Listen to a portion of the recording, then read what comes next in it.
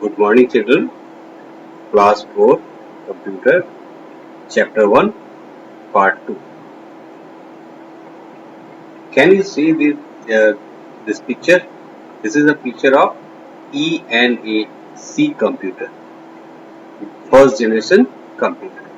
And this is the picture of Harvard Mark 1 computer from first generation.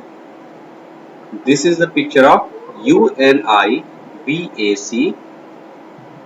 from first generation. Now we are moving to second generation. Second generation computer में कौन सी technology use होती थी वो देखेंगे. इसका period है 1956 to 1963. The technology in this generation was based on transistors. इस generation में जो टेक्नोलॉजी यूज होता था वो था transistors. The transistors started replacing vacuum tubes in computer design. जब वैक्यूम ट्यूब की जगह पे ट्रांजिस्टर्स का प्रयोग होने लगा, कंप्यूटर में प्रयोग होने लगा, तब सेकेंड जनरेशन स्टार्ट हुआ. कंप्यूटर का सेकेंड जनरेशन हुआ. जब टेक्नोलॉजी चेंज हुआ तो सेकेंड जनरेशन स्टार्ट हुआ. Computers build with transistors consumed far less power, produced far less heat and were much smaller as compared to that in first generation. जब computer में transistor प्रयोग किया जाने लगा, इस्तेमाल किया जाने लगा, उससे क्या फायदा मिला कि ये ट्रांजिस्टर जो थे बहुत कम बिजली खपत करते थे, बहुत कम बिजली इसमें इस्तेमाल करना पड़ता था और इससे जो गर्मी पैदा होती थी वो भी काफी कम थी. और इनका साइज भी, कंप्यूटर का साइज भी जो था पहले फर्स्ट जनरेशन के कंप्यूटर से कम था. तो इससे बेनिफिट मिला कि हमारा बिजली का खपत कम हो गया और गर्मी भी कम पैदा होती थी और कंप्यूटर का साइज धीरे धीरे छोटा होने लगा. इन this generation the computers became smaller, faster and cheaper. इस जनरेशन में, सेकंड जनरेशन में कंप्यूटर क्या हो गए? छोटे हो गए, तेज हो गए और सस्ते भी हो गए. It became possible to do programming on them. और इन पे, ट्रांजिस्टर वाले कंप्यूटर्स पे प्रोग्राम करना, मतलब इंस्ट्रक्शंस लिखना आसान हो गया. The first transistor computer was created at the university of Manchester in 1953. पहला जो ट्रांजिस्टर वाला कंप्यूटर बना वो मैनचेस्टर यूनिवर्सिटी में बना साल 1953 में. The most popular was IBM 1401. और जो पहला सेकेंड जनरेशन कंप्यूटर था जिसमें ट्रांजिस्टर का इस्तेमाल किया गया था वो कंप्यूटर था IBM 1401. ये आप पिक्चर देख रहे हो, इसको ही ट्रांजिस्टर कहते हैं. और ये फर्स्ट ट्रांजिस्टर कंप्यूटर था जिसका नाम था IBM 1401. अब आते हैं थर्ड जनरेशन, मतलब फिर से टेक्नोलॉजी चेंज हुआ. इसका फेज था 1964 to 1971. The technology in this generation was based on integrated circuits.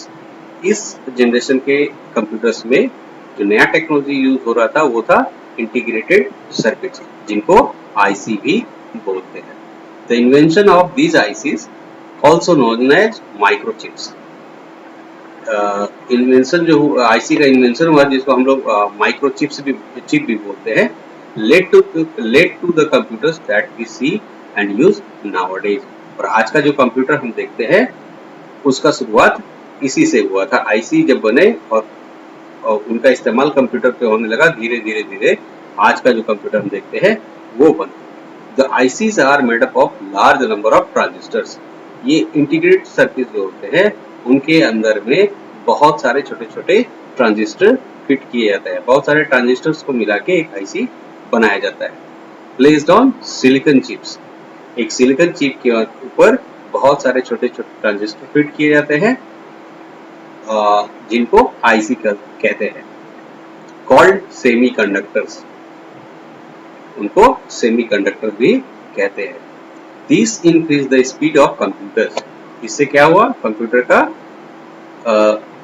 गति जो है बढ़ गया। Many different types of programs could run on these computers at the same time. और इससे फायदा ये एक और हुआ कि बहुत सारे अलग अलग प्रोग्राम जो है उनको एक समय में हम लोग रन कर सकते हैं। Later version of micro computers were, और बाद के फिर micro computer mini computers, later version of mini computers were hybrids being based on both transistors and microchips such as IBM System 360। और बाद के वर्जन जो आए मिनी कंप्यूटर्स के वो क्या थे, हाइब्रिड थे, मतलब दो टेक्नोलॉजीज को मिला के बने थे।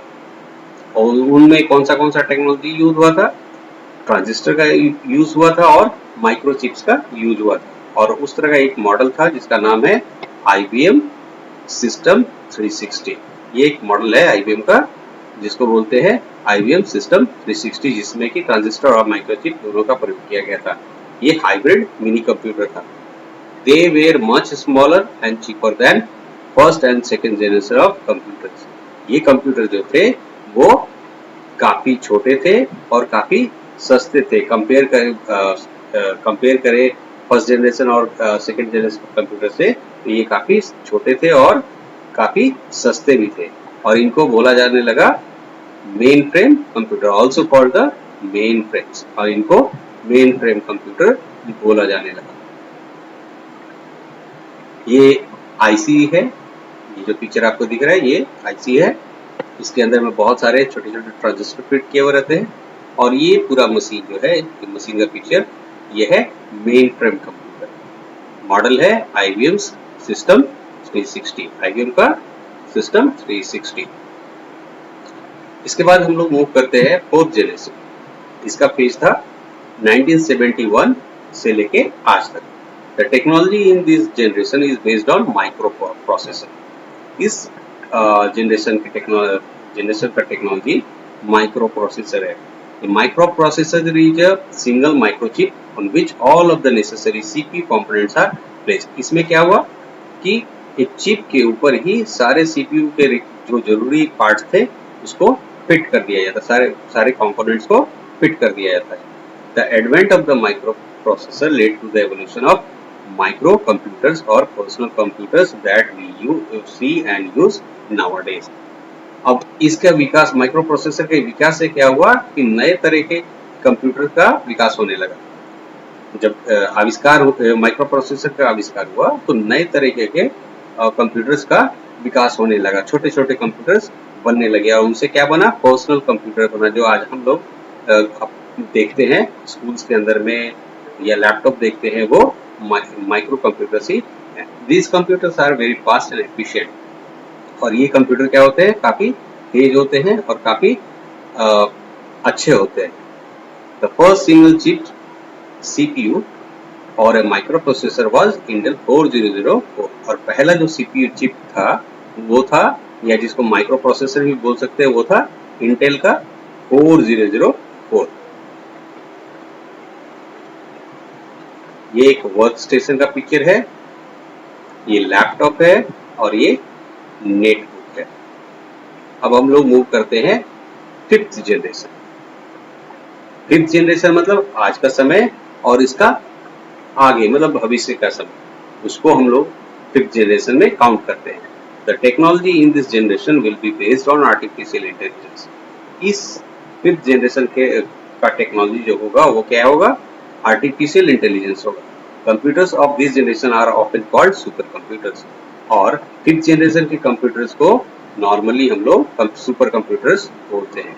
दे are only in the minds of research scientist. और वो अभी हकीकत में कहीं भी नहीं है, वो सिर्फ जो वैज्ञानिक है उनके दिमागों में ही फिट है। जो अभी रिसर्च कर रहे हैं, प्रयोग करते हैं साइंटिस्ट लोग, उनके दिमाग में ही फिट है अभी, मतलब उनके दिमाग में ही है, फिजिकली कहीं भी प्रेजेंट नहीं है। And being tested out in the laboratory. और उनको अभी दिमाग में है या फिर वो लेबोरेटरी में टेस्ट किए जा रहे हैं, वो अभी फिजिकली अवेलेबल लोगों को अवेलेबल नहीं है। They will be able to take commands in a audio visual way. और ये कंप्यूटर इतने कैपेबल हैं कि इनको हम लोग आवाज के द्वारा या वीडियो के द्वारा कमांड दे सकते हैं, निर्देश दे सकते हैं। मैनी ऑपरेशंस रिक्वायर्ड लो ह्यूमन इंटरेक्शन इंटेलिजेंस। बहुत सारे काम में इंसान का जो दिमाग है उसका प्रयोग नहीं किया जाता। बहुत सारे काम ऐसे होते हैं जिसमें कि दिमाग, इंसान का दिमाग का जरूरत नहीं पड़ता है। Will be perform by these computers.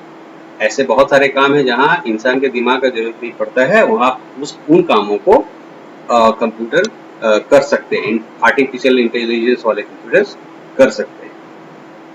Computers having parallel processing will be more powerful than those under central processing. और इसमें क्या होगा कि सेंट्रल प्रोसेसिंग जो सीपीयू हम लोग यूज करते हैं, उसके अलावा नया टेक्नोलॉजी में क्या होगा, एक साथ मल्टीपल काम्स को पैरेलली वो कर सकते हैं, एक साथ बहुत सारे काम को वो कर सकता है। आज के समय में क्या होता है कि हम लोग इनपुट डालते हैं, वो प्रोसेस होता है और वो आउटपुट बन के आता है। लेकिन पैरेलल प्रोसेसिंग में होता है क्या कि बहुत सारी चीजें एक साथ में चलती रहती हैं। एक काम होता रहता है, फिर दूसरा काम उसको दिया जाता है, दूसरा काम भी करता रहता है, तीसरा काम दिया जाता है, तीसरा काम करता रहता है, चौथा काम दिया जाता है। इस तरीके से वो पैरेलली बहुत सारे काम करता रहता है। Of course future is bright for such computer. और इस तरह के कंप्यूटर्स का भविष्य बहुत ही उज्जवल है।